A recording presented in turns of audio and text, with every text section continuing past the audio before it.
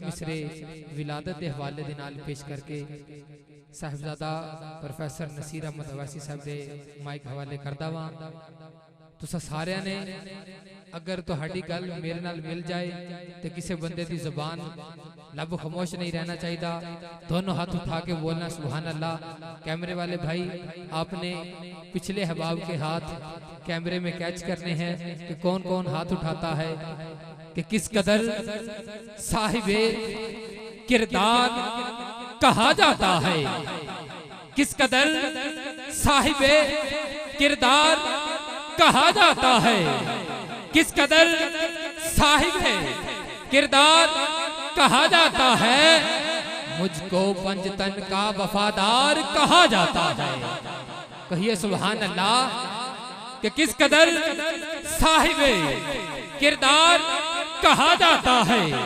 मुझको पंजतन का, बल्कि यूं कहूंगा कि हमें पंजतन का वफादार कहा जाता है।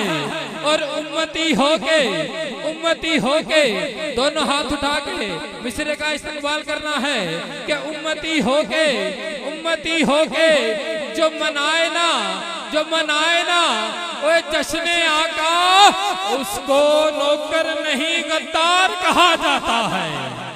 उसको नौकर नहीं गद्दार कहा जाता है कि किस कदर साहिब किरदार कहा जाता है। मुझे पंजतन का वफादार कहा जाता है।